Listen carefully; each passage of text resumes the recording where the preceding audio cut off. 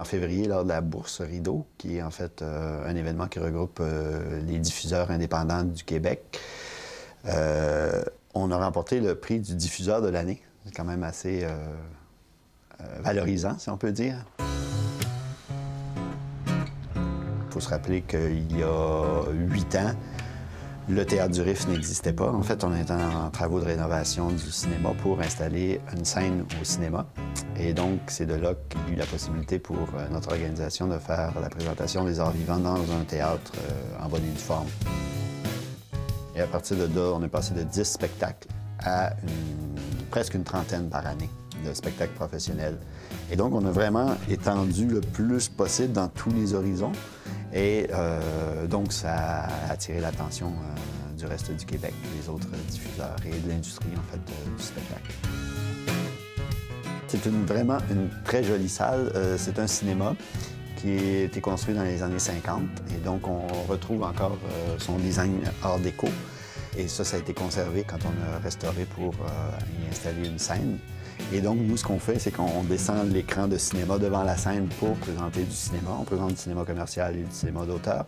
Et quand il y a des spectacles, on remonte l'écran de la scène. On a 300 places, donc c'est dans une intimité vraiment exceptionnelle.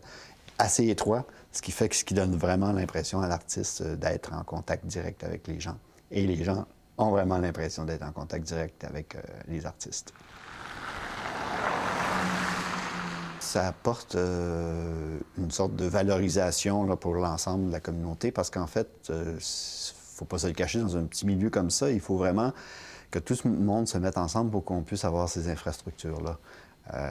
Jusqu'à il y a 7 ans, ça voulait dire que, bon, on avait des spectacles dans d'autres conditions qui pouvaient se faire, mais c'était pas les conditions idéales. Et donc là, maintenant, dans ces conditions-là, on peut vraiment avoir un théâtre pour les gens du Témiscamingue. Sinon, il fallait aller à 100-150 km de distance pour aller dans un théâtre avec toute son infrastructure. Une chose qu'on sous-estime souvent, et je pense que ça, c'est une voie d'avenir intéressante, c'est comment les gens de la place l'utilisent et comment on peut tout à coup transformer ça en une sorte d'école aussi.